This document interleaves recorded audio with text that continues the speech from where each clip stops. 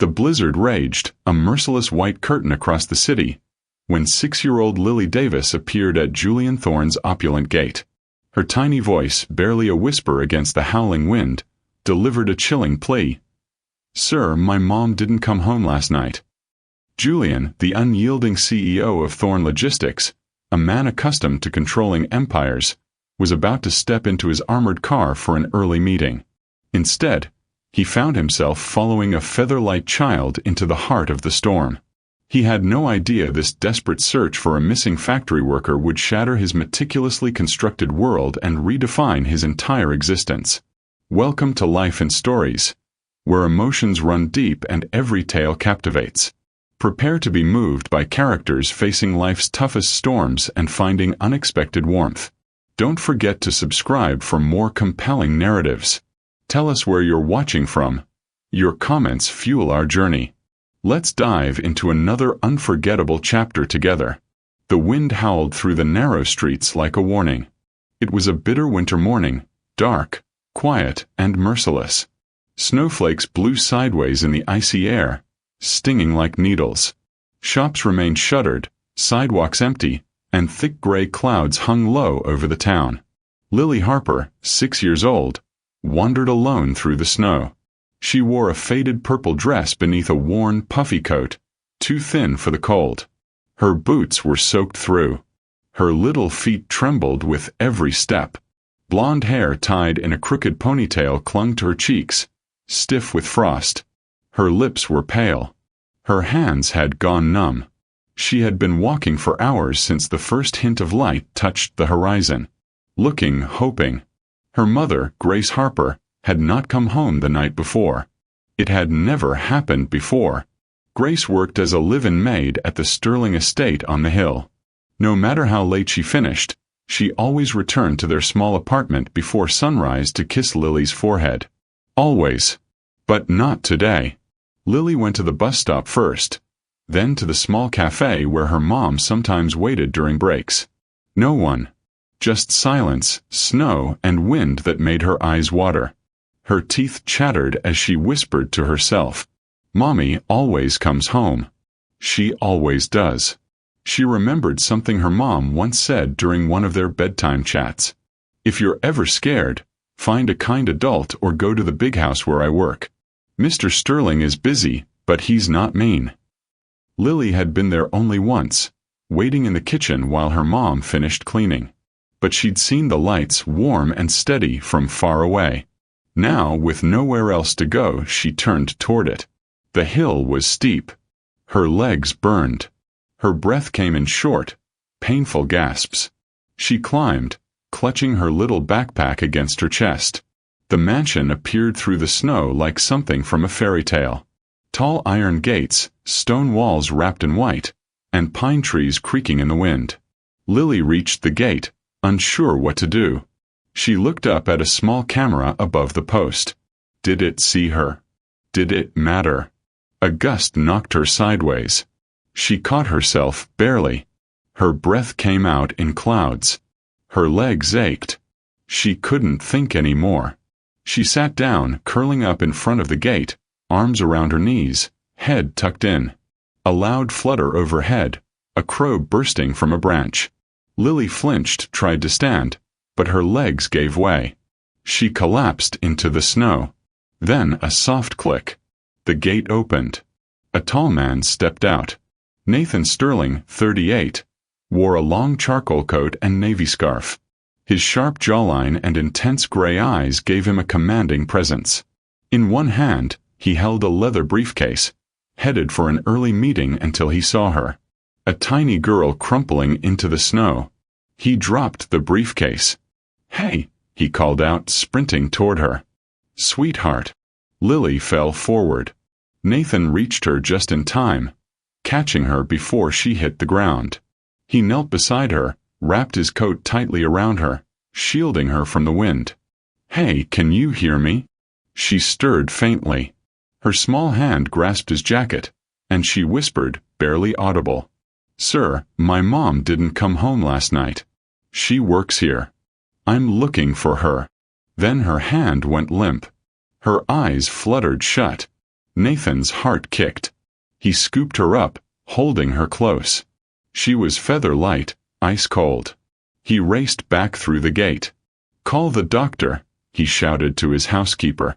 "Turn on the fireplace now." Inside, warmth radiated from the grand hearth. He laid her gently on a plush sofa near the fire. Her coat slipped open. Her small backpack slid off. It landed beside her with a soft thud. Nathan crouched and opened it, hoping for ID. Inside, torn gloves, a crumb-filled lunchbox, and a folded sheet of paper. A child's crayon drawing of a brown-haired woman holding hands with a small girl under a rainbow. He stared at it, recognition flickering across his features. The housekeeper, Margaret, rushed over. "Sir, that child. She looks like Grace's daughter." Nathan's blood ran cold. Grace Harper. Where is she? Margaret paled. "She was supposed to finish her shift at midnight, sir. I assumed she went home. I haven't seen her since." Nathan's jaw tightened. He looked at the unconscious child, then back at the drawing. "Find her," he said, voice low and dangerous. "Search every room in this house." He didn't know it yet, but that morning, a little girl collapsing in the snow would change the course of his entire life. Warmth.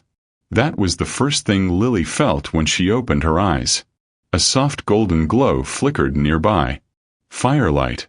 The smell of pine and vanilla filled the room. Unfamiliar but comforting. She blinked, eyes adjusting to the elegant furnishings. A high ceiling, shelves full of books, a fireplace with dancing flames, a thick blanket pulled up to her chin, and a man sitting beside her.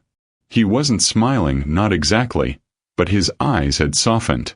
The sharpness she'd seen through the snow was gone. In its place was quiet concern. He was holding a steaming mug. "You're awake," he said gently. "That's good. You gave us a bit of a scare." Lily shifted slightly, her small hands clutching the blanket. She didn't speak. The man held out the mug. "It's just warm water, no pressure." She took it carefully, her fingers still trembling. "I'm Nathan," he added, his voice calm and even. "You're safe now. Can you tell me your mother's name?" Lily hesitated. Then she whispered, "Her name is Grace Harper. She cleans the big rooms upstairs." Nathan nodded slowly. His stomach twisted with guilt he didn't fully understand. "Do you know which rooms she was cleaning last night?" Lily's gaze dropped to her lap. "The ones with the pretty curtains. She said she had extra work because of the party." Nathan's expression shifted. Something sharp flickered across his features. The charity gala. His staff had worked overtime preparing the estate. He hadn't given it a second thought. He stood, crossed the room, and pulled out his phone. His fingers moved quickly across the screen. Margaret rushed in, face ashen. "Sir, we've searched everywhere. She's not in the main house. The guest wing. Checked. The garden house. Nothing." Nathan's mind raced. Then it hit him. The basement storage. The old wine cellar we locked up last month for renovations. Margaret's eyes widened. "We wouldn't have checked there. The door was sealed." Nathan was already moving. They descended the narrow stairs, footsteps echoing against cold stone walls. The air grew damp, musty. At the end of the corridor, a heavy wooden door stood slightly ajar. Nathan pushed it open. There, on the concrete floor, lay Grace Harper. Her cleaning uniform was wrinkled, her skin pale as parchment. One hand clutched a rag. The other reached toward the door she couldn't open. "Mommy!" Lily screamed from behind them, having followed despite their protests. Nathan rushed forward, kneeling beside Grace. Her breathing was shallow. Her lips were cracked. Dehydration. Hypothermia. Exhaustion. "She must have been locked in when they sealed the door," Margaret whispered, horrified. "Oh God! She's been down here all night." Nathan lifted Grace into his arms. She weighed almost nothing. Call an ambulance. Now. As he carried her up the stairs, Lily ran alongside, trying to hold her mother's limp hand. At the hospital, the news hit hard. Severe dehydration, hypothermia, exhaustion. She had called out for hours before her voice gave out. No one heard her. If she had been down there another few hours, the doctor said gravely, we'd be having a different conversation. Grace was admitted immediately. While she slept, Nathan and Lily waited by her side. The little girl curled up in the visitor chair, finally asleep, her tiny fingers wrapped around her mother's. Nathan remained seated, elbows on his knees, staring at the woman in the hospital bed. This was Grace Harper, the woman who raised a daughter brave enough to walk through a snowstorm to find her.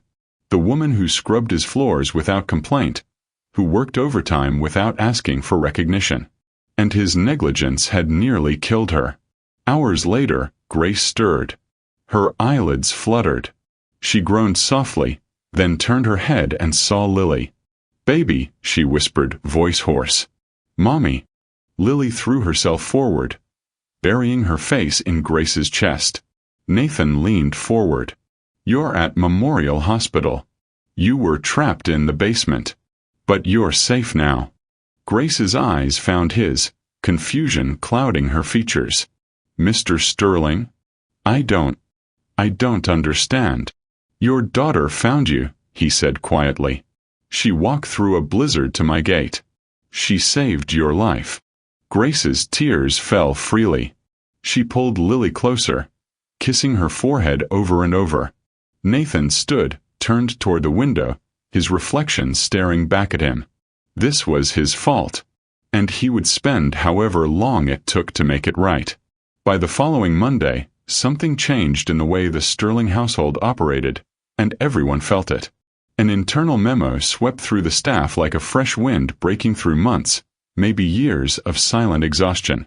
From Nathan Sterling, CEO Sterling Enterprises. Subject: Immediate household and corporate policy reforms. Effective immediately. Maximum shift length reduced to 8 hours. Mandatory breaks every 3 hours. Emergency communication devices provided to all staff.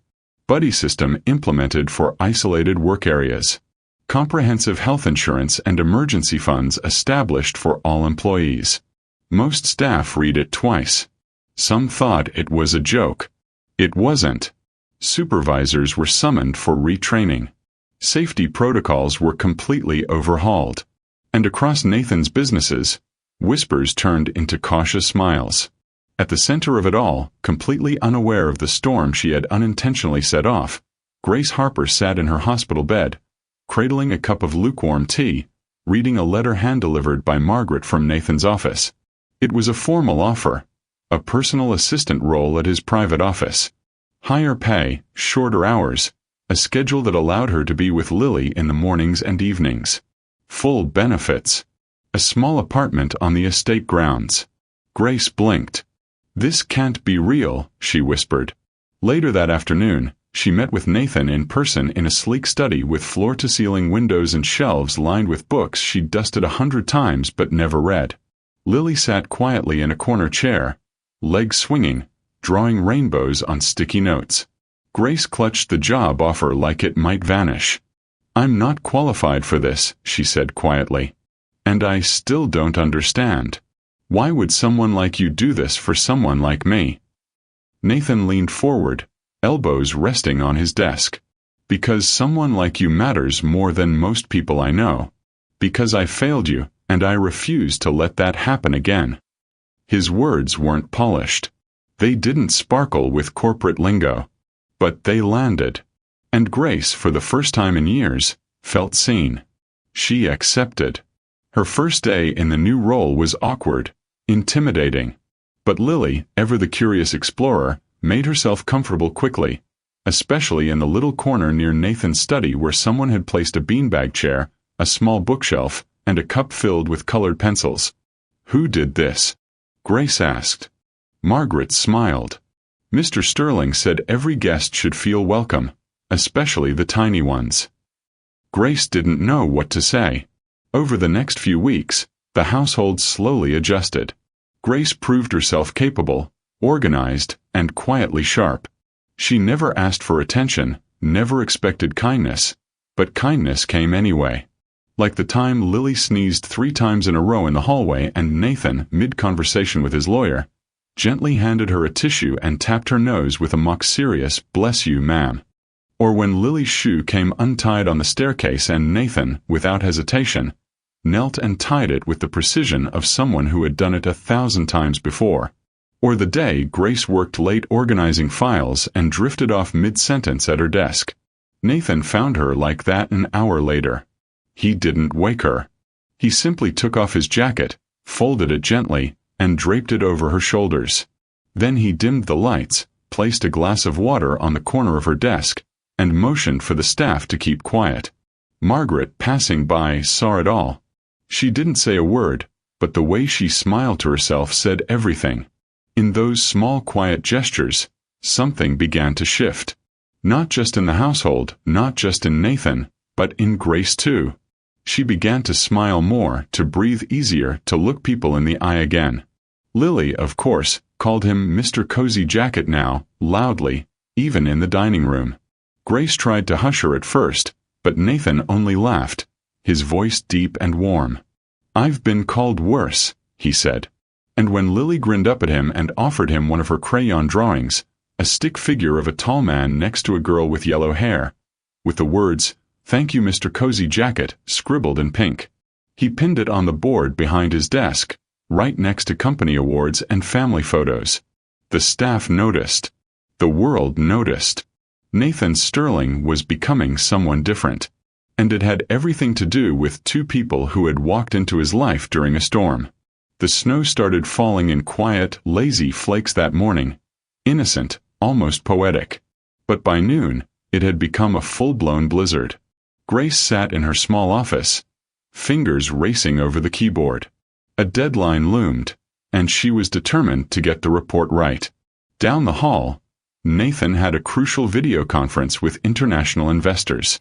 On his way, he passed the library and smiled at Lily, seated on the floor with her coloring books and stuffed rabbit. "Watch her for a bit, will you?" he asked Margaret. "I'll be back in under an hour." "No problem, sir," Margaret said warmly, handing Lily a juice box. But things don't always go as planned. A power fluctuation triggered the backup generator alarm, sending staff into a brief moment of confusion. Amid the commotion, no one noticed Lily quietly slipping away. Clutching her rabbit, she whispered, "Where's Mommy?" She said she'd be right back. She wandered out of the library, past empty corridors, and down the service stairs. Outside, snow and wind blurred everything. When Grace returned, relieved to have finished the report, her heart froze. Lily's corner was empty. The juice box untouched. "Where's my daughter?" Grace yelled, panic rising in her throat. Margaret paled. She was just here. But she wasn't. Grace dashed through the mansion, calling Lily's name. Meanwhile, in the conference room, Nathan was wrapping up his presentation when his phone buzzed. He picked up and his entire demeanor shifted. Seconds later, he was in the main hall. "She's gone, Nathan. I can't find her anywhere." Grace was frantic. "She wouldn't just leave," he said, hurrying to the security monitors. Then they saw the footage. The camera showed Lily walking out the side door 12 minutes earlier, bundled in her coat and the blue scarf Nathan had given her the week before, hugging her rabbit. "She was looking for you," Nathan murmured. Grace's hands gripped the counter.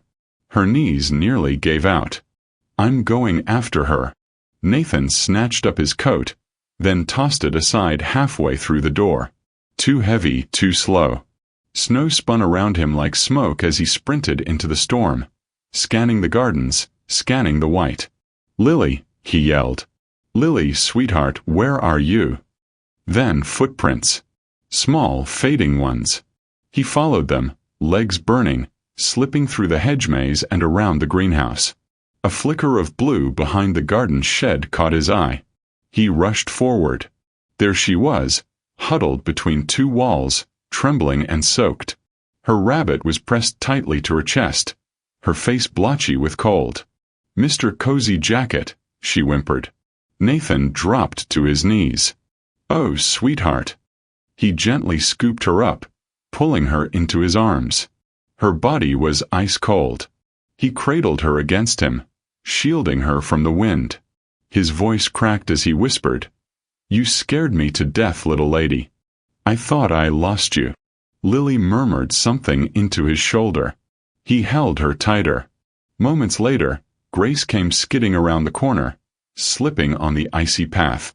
She saw them and let out a cry. Half relief, half heartbreak. She fell to her knees, embracing them both. "I'm so sorry, baby. I'm here now. I'm so sorry." Lily buried her face in Grace's scarf. Nathan didn't let go. Around them, the storm raged, but in that small corner, the three of them formed a fragile circle of warmth. Later, back inside, they sat wrapped in blankets, sipping cocoa. Lily clung to her rabbit. Grace pressed kisses to her daughter's forehead again and again. Nathan stood nearby, hair damp with melted snow. His hands shook, not from cold, but from what could have been lost. He crouched down beside them, his voice low. "You too. You've become my whole day. My entire damn day," he said, brushing a wet strand of hair from Lily's cheek. "I didn't realize how much until I thought I lost her." Grace looked up at him, her eyes full and wide. This wasn't about a job anymore. Not about a household.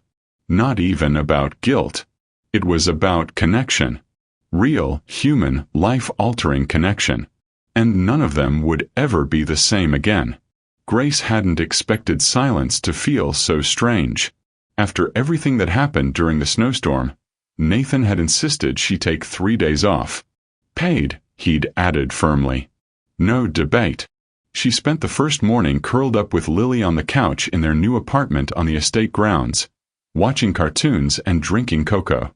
The rooms were small but warm, and for once, the constant pressure of survival didn't sit heavy on her chest. Just before noon, there was a knock at the door. Lily opened it and gasped. A delivery person stood holding a large woven basket wrapped in cellophane, tied with a gold ribbon. Grace opened the tag. Her eyes softened as she read the note inside. "Rest. This world needs mothers like you, and girls like Lily need you strong. N.S." Inside were thermal socks, a fleece blanket, storybooks, Grace's favorite chamomile tea, How Did He Know? And a new sketchbook for Lily. Lily hugged the books. "Mommy, it smells like Mr. Cozy Jacket's house." Grace laughed, wiping a tear before Lily could see. Later that day, Lily decided to make something back. She rummaged through drawers and sat down with cardboard, glitter, and glue, working with fierce determination. By afternoon, she had created a crooked but colorful card. 3 stick figures, one tall, one medium, one small, stood holding hands beneath falling snow. In bright crayon letters, it read, "Happy Family Day, Mr. Cozy Jacket. We love you so much." Grace smiled. "But it's not a holiday." "I know," Lily whispered. "But maybe he didn't have a family before. Now he does." The next morning, Grace brought the card to Nathan's study. She stood outside his door for a long moment, then knocked. "Come in," he called. She stepped inside, offering the card. "It's from Lily," she said. "And thank you for everything. The basket, the note. It meant more than you know." Nathan took the card with surprising gentleness. His smile was quiet. "How did I get so lucky to find you two in the snow?" Grace looked away, cheeks warm. It didn't feel lucky at the time. He placed the card on his desk like it was something precious. Sometimes the best things start where everything feels wrong. A few weeks later, the Sterling Foundation hosted its annual winter charity gala in the downtown ballroom, beneath crystal chandeliers that scattered light like diamonds. Grace hadn't expected to be invited. She wore a simple emerald dress and stayed toward the back. Then the lights dimmed. Nathan walked on stage. Behind him, a large screen lit up with images. Snow swirling, workers smiling, and finally, Lily's card, their 3 stick figures enlarged and glowing. Grace's heart stopped. Nathan began to speak. "I want to tell you about someone," he said, voice calm but full. "A mother who reminded me what leadership means. Who reminded me what humanity looks like." He told their story without names, but everyone understood. About the basement, about sacrifice, about the quiet strength of people often overlooked. And then he turned toward her. "Grace Harper," he said, reaching out a hand. "Would you join me?" Her breath caught. People clapped. She made her way to the stage, her steps unsteady. Nathan gave her space. No pressure, just presence. Grace stepped up to the mic, her voice barely steady. "I'm not brave," she began. "I'm just a mom trying to be enough for someone small. And somehow I found someone who made me feel enough too." The room exploded with applause. Nathan stepped forward. Not showy, not performative, just steady and kind. He pulled a small white rose pin from his jacket and gently fastened it to the front of her dress. "You deserve to stand tall," he whispered. "Every mother does." And for the first time in her life, Grace believed it. Later, after the guests had left, Nathan dropped to one knee in the quiet ballroom. Lily stood beside her mother, clutching her rabbit. "I wasn't looking for a family," Nathan said, voice thick with emotion. "But you two found me anyway. You taught me what home means." He pulled out a simple diamond ring, elegant and unassuming. "Will you let me spend the rest of my life making sure you never feel alone again?" Grace's hands flew to her face. Tears fell freely. Lily bounced on her toes. "Say yes, Mommy. Please say yes." Grace laughed through her tears. She nodded. Again and again. Nathan slid the ring onto her finger, then opened his arms. Grace stepped into them. So did Lily. The 3 of them held each other, swaying slightly in the empty ballroom. Outside, the snow had stopped falling. Inside, for the first time in a very long time, it felt like home. Nathan whispered against Grace's hair, "Let me take you home." Grace smiled, her voice barely a whisper. "We're already there." Behind them, a journey that began in a storm. Ahead of them, something far rarer than wealth: belonging. Thank you for watching this journey of resilience, kindness, and human connection. We hope this story resonated deeply with you. If you were touched, please subscribe to Life in Stories for more emotional and inspiring tales. Your support helps us share these powerful narratives. We appreciate you.